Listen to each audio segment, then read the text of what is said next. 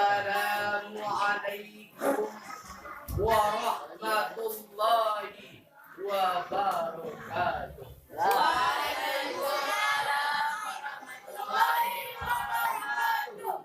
الحمد لله الذي حذر عباده من المعاصي والمنكر. أشهد أن لا إله إلا الله وأشهد أن محمدا رسول الله. اللهم صل وسلم على سيدنا محمد صلى الله عليه وسلم.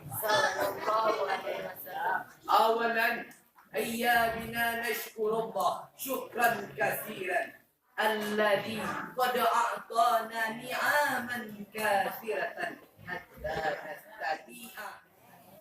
ثم الصلاة والسلام على حبيبنا وشفيعنا ومولانا محمد صلى الله عليه وسلم. المكرم مدير المعهد ورثة الأنبياء، المكرم سآتذ والأساتذة، ثم الطلاب والطالبات المحجوج. طيب، الذي قد أعطاني فرصة ثامنة سأكتب أمامكم بموضوعها المسلم. إن الإسلام يعلمنا عن توحيد الله وأن تشبيهه بالحوادث ذنب عظيم.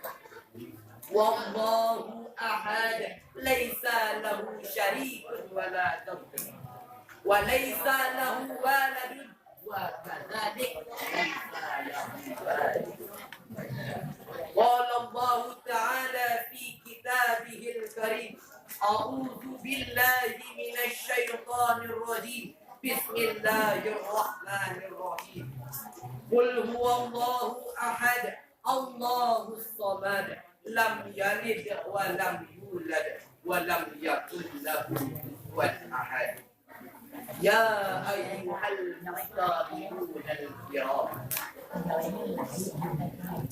الله هو الأول هو الآخر وهو الخالق كل شيء ومختصر الكلام أن لله صفات كاملة.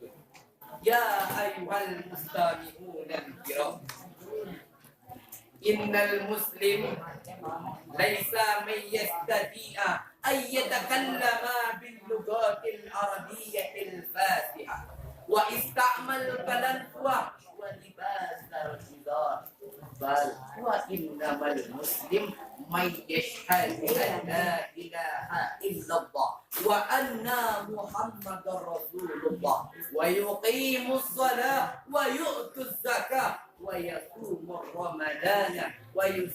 رمضان إذا استطاع إليه السبيل. طيب، هذا مني خطبتي في هذا اليوم. شكرا كثيرا على اهتمامكم. السلام عليكم ورحمة